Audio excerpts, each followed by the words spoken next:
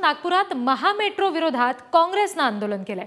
महामेट्रोमध्ये भ्रष्टाचार असल्याचा आरोप त्यांनी केलेला आहे आणि आंदोलन केलंय। रामदासपेठ इथे महामेट्रो कार्यालयासमोर काँग्रेसने आंदोलन केलं आणि हे आंदोलन करताना काँग्रेसच्या कार्यकर्त्यांनी जोरदार घोषणाबाजी केली।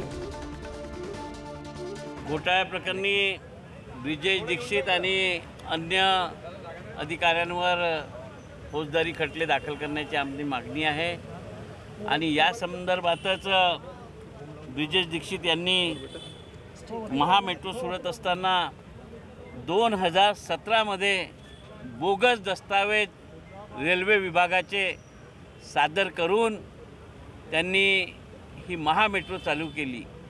तर केंद्र शासनाशी चिटिंग करणाऱ्या या अधिकाऱ्यावर फौजदारी खटला दाखल व्हावा अशी आमची मागणी आहे।